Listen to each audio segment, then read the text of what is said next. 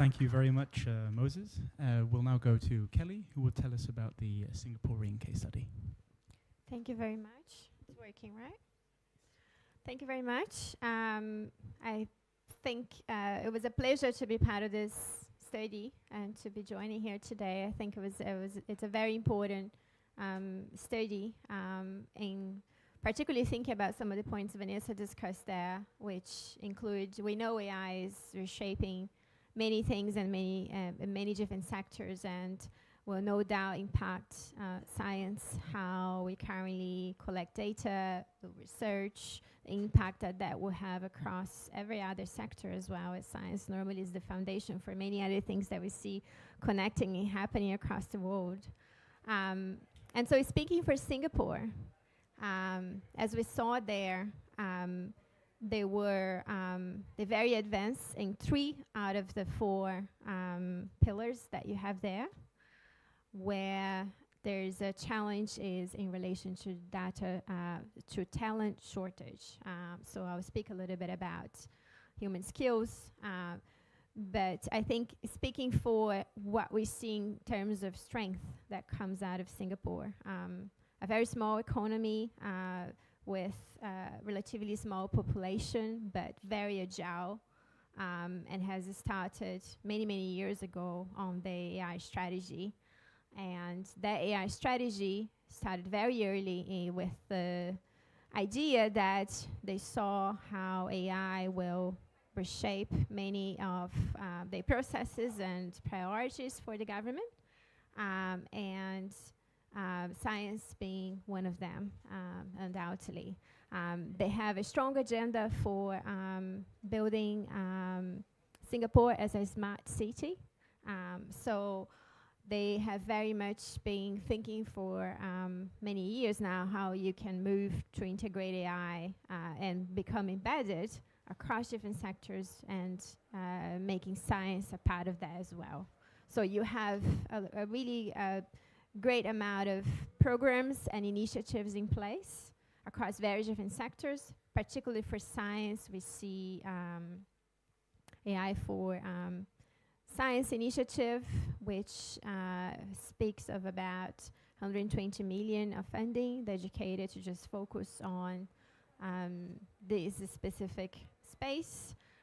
You also see a lot of work happening from a few different government agencies that have been put in place to be dedicated to thinking about how to build more of this, as well as more talent shortage as well, so building capabilities to be able to perform well. So you have A*STAR, for example, you have AI Singapore, which is not only has a strong agenda in supporting what Singapore can do locally, but it also supports a lot in building partnerships on a regional level.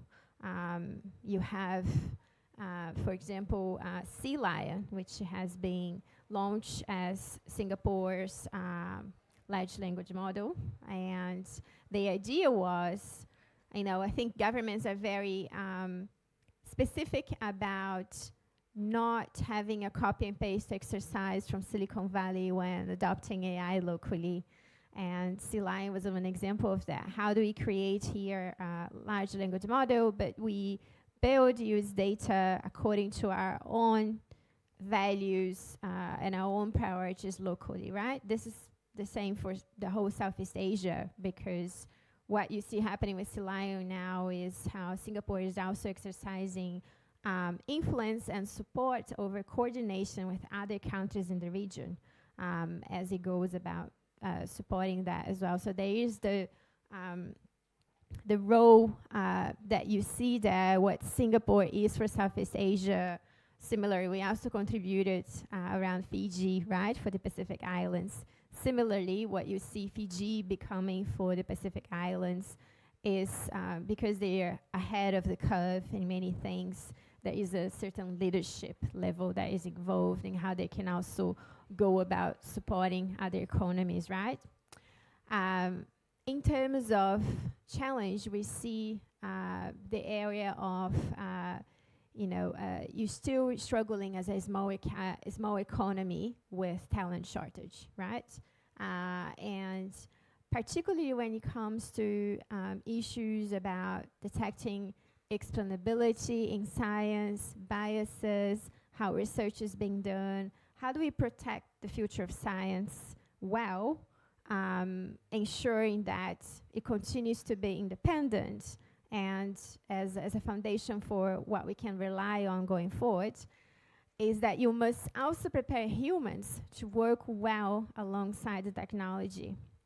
And on that front, Singapore is doing a lot of great things. Again, it started very early with a lot of initiatives around upskilling and reskilling people, preparing for the future of work, knowing that a lot of jobs are changing, disappearing, or being completely augmented, right? And so there is that level of preparation. And at the same time, I think what you struggle with is a small population, a small country that has relied in history on a lot of external talent, a lot of foreign talent, and is now, trying to leapfrog in AI and continue to remain at the forefront of it. And so there's a balancing act there. And one of the proposals is that how do you build more around cooperation, particularly for Southeast Asia in that sense, so they can work together on those challenges going forward. Thank you.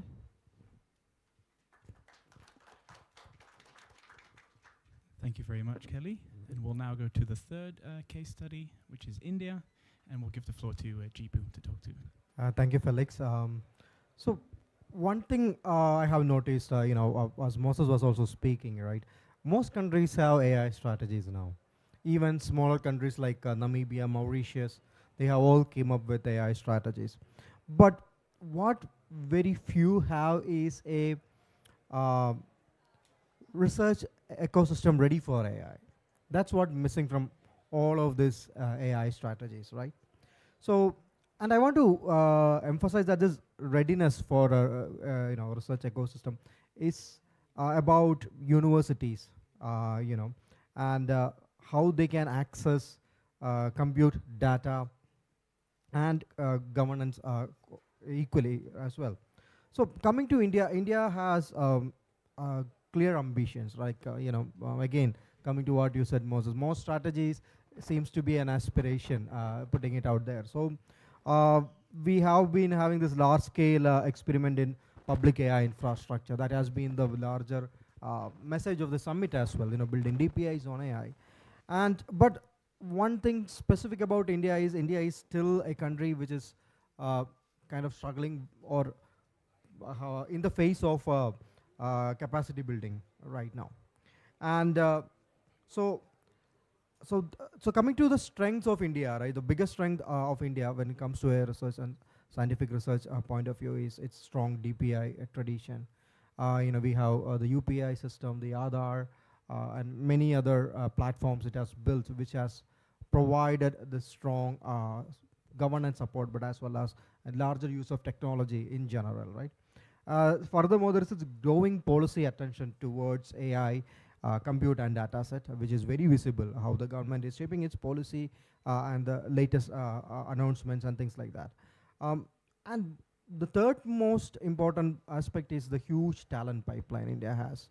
Now, if you look at the Stanford AI Index for the last, I don't know, I've been tracking it since 2020, I think. Yeah, because I was working with India AI back then. India has been there in the top 3, top 5 when it comes to talent penetration and diversity in that talent penetration. These two matrices has been the key core strength of India. And if you also look at that, India has, when it comes to computer science graduates, India has a large number of graduates in the world every year coming through. So, and active public sector interest in AI is another interesting aspect. So these are Hi everyone, some of the things I have mentioned in the case study, such as the Bharshini. Bharshini has become a large, a DPI effort from the government. And another thing we have focused is on COEs, right?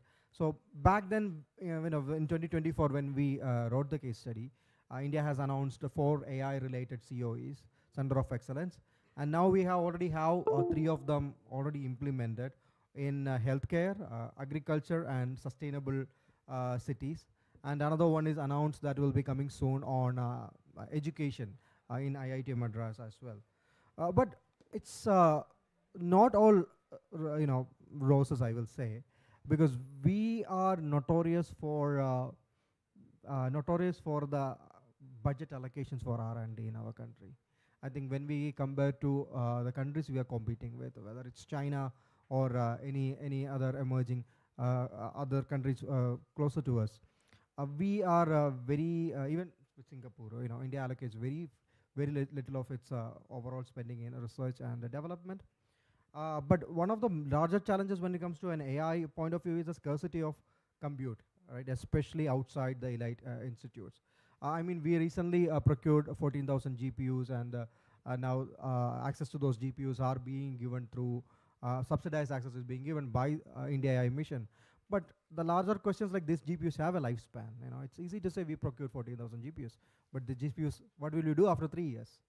And furthermore, not every academic institute or research